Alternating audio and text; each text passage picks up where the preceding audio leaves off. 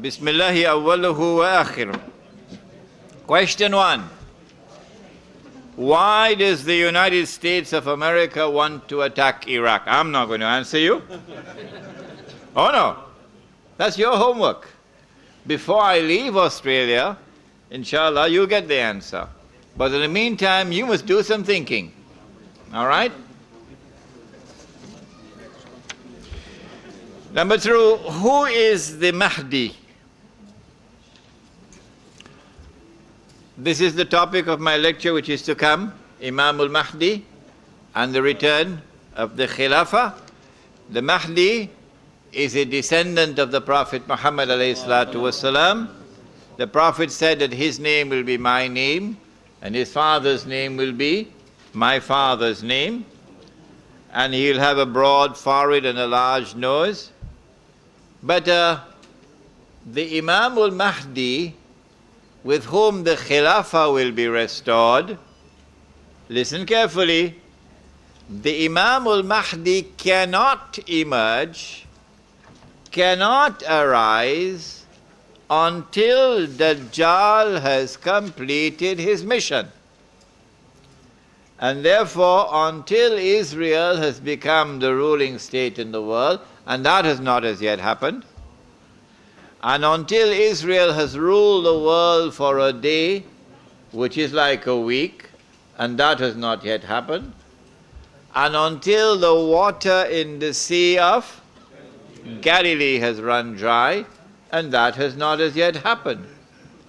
And so it is not very sensible, and this is polite language, it is not very sensible to be speculating whether Imam al-Mahdi has already been born, and whether he's in Damascus or whether he's in Yemen and so on. That's not very sensible. Please stop doing that. What is the specific advice that the Prophet sallallahu ta'ala alayhi wasallam gave to us for protection from Dajjal? He said, recite Surah Al-Kahf every Friday, and it'll give you protection until the next Friday. How? How will it give you protection? Nur will come down upon you from the heavens to the earth, and that Nur will remain with you until the next Friday. What is that? What is the connection with that Nur and Dajjal? The answer is, it is with that Nur that you'll be able to see with 2 eyes, while Dajjal sees with 1 eye. So you'll be able to understand his strategy, his deception. Next question, how did you come to the conclusion that the end is E-N-D, isn't it? How did you come to the conclusion that the end will be in approximately 50 years? I never came to that conclusion. Only Allah knows when the end will be. Nobody knows, not even the Imam knows. Only Allah knows when the end will come. I never said that the end is going to come in 50 years. You are saying that, not me. I said that the return of the Son of Mary, that I expect in about 50 years' time, not the end. That's a 2 different things. Nobody knows when the end will come, the end of the world. How did I come to that conclusion? I used 2 methods. If you read my book, you will see the arguments. Method number 1, the water level in the Sea of Galilee. And method number 2, a day like a year, a day like a month, a day like a week. Who are Gog and Magog? Are they funny looking people or are they normal human beings? Huh? To answer that question, we have to locate a people who prior to Waylul lil Arab, prior to the time of the Prophet Muhammad ﷺ, had no special links with the Holy Land. But after the Prophet Muhammad ﷺ are now obsessed with liberating the Holy Land. Only one people qualify. It's Europe. Europe after the Prophet Muhammad ﷺ embarks upon the Crusades. It's the white people doing it, the European. It's not an essentially Christian phenomenon. Why? Because no other Christians are involved in the Crusades, only Europe. So the Crusades are an essentially European phenomenon masquerading as Christianity. Secondly, the obsession with the Holy Land continues with the Zionist movement. But the Zionist movement is European, but it is masquerading as Jewish. How do we know that? No other Jews are involved in the effort to liberate the Holy Land, only the European. And then finally we have the island of Britain, which is now secular and godless. But this Britain now issues the famous Balfour Declaration in 1917, that it is the intention of the British government to work for the establishment of a Jewish national home in the Holy Land. This is strange. I think I told you the only thing stranger than this ever happened in history was when the cow jumped over the moon. Huh? This strange obsession on the part of Europe for liberating the Holy Land, which they eventually did in 1919, indicates that Gog and Magog are located in European civilization. We can refine it even more than that. We can be specific within European civilization. Because the hadith is that when Gog and Magog are released, the first of them will pass by the Sea of Galilee and start to drink the water. And by the time the last of them pass, they'll say there used to be water here. Who are they who are drinking the water from the Sea of Galilee? Not the Egyptians, not the Jordanians, not the Syrians. Who? Israel. Who in Israel? Not Banu Israel, the European. It is the European Jew who controls the state of Israel. And it is he who has established the modern economy, which is drinking the water, the industrial economy. That's where the water is going. And it is he, as the government of Israel, who has established the policy of making the deserts green. You need a lot of water to do that. So we can identify Gog and Magog not only in Europe, but also in that part of Europe which is Jewish.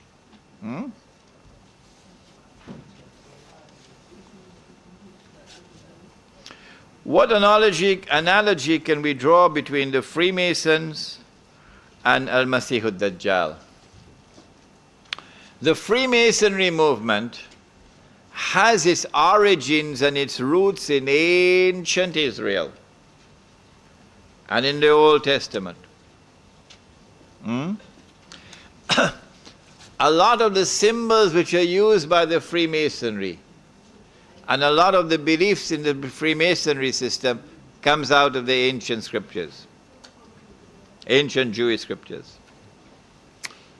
But the Jews have transformed the Freemasonry movement to be an international movement, not an exclusively Jewish movement.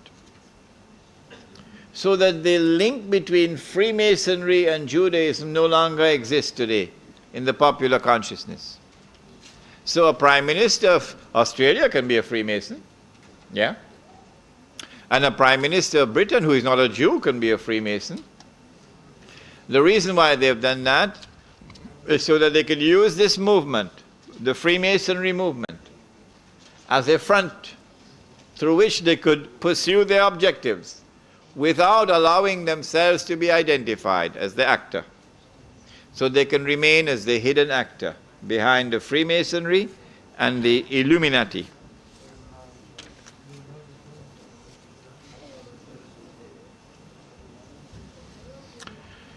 How was Isa alayhi salam really betrayed? I don't understand, I didn't use the word betray in my talk. Maybe the word betrayal refers to the moment when he was arrested. Because that belongs to the Christian beliefs that one of the disciples betrayed him to the Roman army.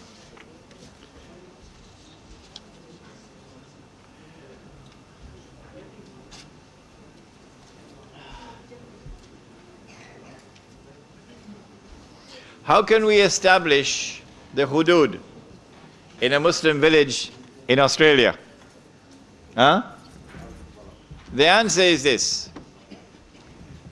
that in the Muslim village, Every single person who wants to live in the village, every Muslim who wants to live in the village would have to belong to the Jama'ah. There's only one Jama'ah. And this Jama'ah will have an Amir, only one Amir. One Jama'ah, one Amir. This is the title of one of my books downstairs. And the members of the Jama'ah will have to give a pledge to obey the Amir. Because we want discipline in this Jama'ah. We don't want 1,000 shepherds leading the sheep. We want only one shepherd leading the sheep. Okay? We want discipline in this Jama'ah. You have to give a pledge to obey the Amir. And the Amir will now have an obligation to enforce the deen on the members of the Jama'ah. If a time comes when we have to flog you publicly. In Brooklyn, in New York, there is an imam called Imam Ibrahim. He's tall as a coconut tree, African American. And any African American member of his Jama'ah who commits adultery and comes and confesses, you know, the African American will come and confess. Then the imam, who is built like a coconut tree, will get 2 of his lieutenants and they'll hold on to you and they'll bring you into the masjid, and the imam himself will roll up his sleeves and he'll give you the 100 blows. Where? Right there in Brooklyn. Right there in Brooklyn, in New York. And there's never been any problem with Uncle Sam and his government. There has never been any problem at all with Uncle Sam and his government. Why? Because the members of the Jama'ah accept the punishment of the Imam.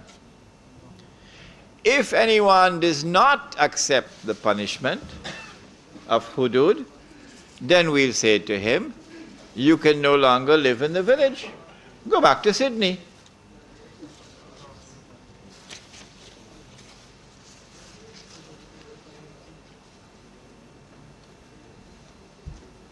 What is your comment on Saddam from the Islamic point of view? I once went to visit the blind Egyptian Sheikh, Abdul Hamid Kishk, rahimahullah. A taxi driver in Cairo took me on a journey.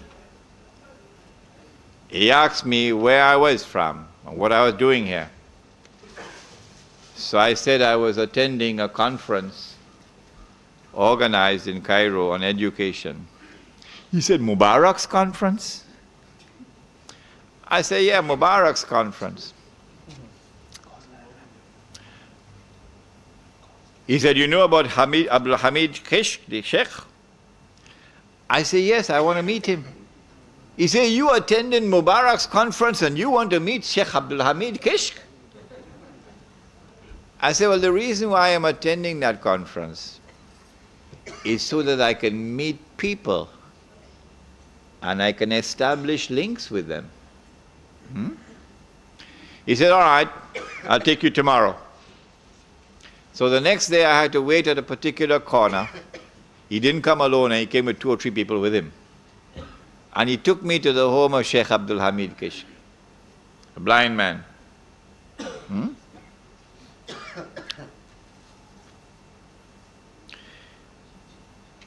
I had to wait for half an hour for the Sheikh. After half an hour he came to me and he apologized for keeping me waiting. He says, the reason why I had to keep you waiting was I'm working on a book of tafsir, writing a book of tafsir. And I almost wept. The blind man writing a book on tafsir. When he talked to me, he would laugh sometimes and I'd feel that the whole building was shaking when he would laugh. Well, when we turn to the subject of Saddam Hussein, Sheikh Abdul Hamid Kishk immediately declared, Shaitanul Akbar. Shaitanul Akbar, said Sheikh Abdul Hamid Kishk. He is the last of the great sheikhs. We don't have so many of them around anymore. Rahimahullah. An indication of his opinion of Saddam Hussein, that he is a man who is profoundly misguided. Okay?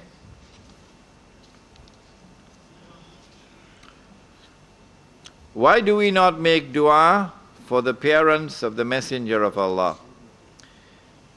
That is a question I'd like you to pose to a Mufti. You wrote a book attacking the Wahhabi state, and yet you honor an alliance between the Taliban and the Wahhabi movement. Please explain. I'm very glad that you asked this question. I have never written attacking the Wahhabi religious movement as a religious movement. The title of my book is The Caliphate, the Hijaz, and the Saudi Wahhabi nation state. You are the one who has done me the disservice, and I hope that you may recognize that you have done me a disservice by putting into my mouth what I have not said. I have specifically mentioned that this book does not attack the Wahhabi movement as a religious movement. That's another subject which I'm not dealing with. I am concerned with an alliance between the Wahhabi movement at a particular time in history and the Saudi family. That alliance proceeded to betray Islam in a monstrous betrayal. And there are those who today would be described as Salafi shuyukh, who agree with me, and who themselves are more powerful than I am in denouncing that monstrous betrayal. In Melbourne, there was a Salafi brother who came to my lecture with the feeling in his heart that I had launched this attack in my book. And he made a lot of noise in the masjid. And I had to say to him, brother, at least the adab of the house of Allah. So he cooled down. And then he listened to the whole lecture. And he understood the lecture better than the rest. And he was smiling and laughing and enjoying the lecture. And in the lecture I mentioned the name of Sheikh Safar al-Hawali. And I honored that Sheikh as a great Sheikh. But he is Salafi, which today is a synonym for Wahhabi. At the end of the lecture, he came to me and he hugged me. And he said to me, you know something? I am the student of Sheikh Safar. And there is an amazing similarity between his thought and yours. And I want you to come to my home and have dinner. Yes. I have denounced the alliance between the Wahhabi movement and the Saudi family, which led to the destruction of the Khilafah and which prevented the re-emergence of the Khilafah to this day, and which made of the Arabian Peninsula, Jaziratul Arab, a client state of Uncle Sam. That I denounced. And there are many Salafi sheikhs today who are in prison in Saudi Arabia because they're doing the same thing that I do. And they are my brothers. We differ on certain religious issues, but we are brothers. And when we fight to liberate the Holy Land, we're going to be fighting shoulder to shoulder.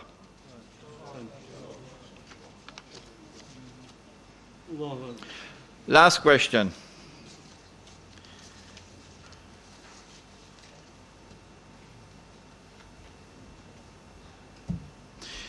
What is the method by which you have arrived at the conclusion about 50 years from now? I said to you, method number 1, the water level in the Sea of Galilee. But remember, I said I can be wrong. Did you hear that? Yes. Did I say that? Yes. I can be wrong. How long will it take before that water dries up in the Sea of Galilee? Do you know that that river from Lebanon, over which you might now have war, that the Lebanese are now attempting to use to get water for Lebanon? Do you know that that river flows into the Sea of Galilee? And if Lebanon begins to use that water, there'll be less water going into the Sea of Galilee. And do you know that the Israeli government knows better than you and I the hadith of the Prophet Muhammad ﷺ? That is why if they have to wage war, they'll wage war. But they don't want to see that river touched in Lebanon. Now, how long will it take for the water to dry up in the Sea of Galilee? First of all, recognize that the water level in the Sea of Galilee is now lower than it has ever been in history. Well, then why are you still sleeping and eating halwa? Surely you should wake up and recognize. Gog and Magog have been passing for a long, long, long time now for that water level to be that low. How long will it take to dry up? This is my plausible guesswork, that within the next 50 years I hope to see that water dry up, but I can be wrong. If you can make a better guess than me, because you have a better knowledge of hydraulic engineering, fine, I'll be delighted to benefit from your knowledge. What is the second method I've used? A day like a month, a day like a year, a day like a month, a day like a week. By my calculation, the time which remains before Israel becomes the ruling state in the world, plus a day like a week, would add up to approximately 50 years from now, but I can be wrong. What is important in what I'm saying is a wake-up call. A wake-up call. That the time for the return of Nabi Isa alayhi salam is not far, far, far away, but it is close by. The time when the Muslim army will liberate the Holy Land is not far, far, far away. It's close by. So do not give up. فَلَا تَهِنُوا وَتَدْعُوا إِلَى السَّلْمِ وَأَنْتُمُ الْأَعْلَوْنَ وَلَنْ يَتِرَكُمْ وَاللَّهُ مَعَكُمْ وَلَنْ يَتِرَكُمْ أَعْمَالَكُمْ. Do not give up. Do not despair. Do not throw in the towel, when you should rather be making the effort for you to have the upper hand. And remember, when you make that effort for you to have the upper hand over your enemies, Allah is with you, not with them. And Allah will never allow your effort to be wasted and be in vain. يا بيت القدس لنا أمل ستعود القدس لأمتنا ونطهر ساحتك العذراء وننشر فوقك رايتنا فوقك رايتنا القدس تنادينا القدس تنادينا.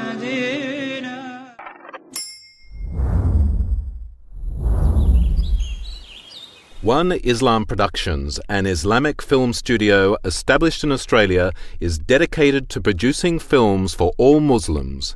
Just some of the films by One Islam Productions: children's programs, Islam for Me, We Remember Allah, Storytime, and more. Educational films, Pray as You Have Seen Me Pray, Words, Ramadan, Renewal of Faith. Documentaries. We at One Islam Productions believe that Islam is precious and deserves to be presented in only the highest quality. Visit us at www.oneislam.net for more information. One Islam Productions, a film production company run by Muslims for Muslims.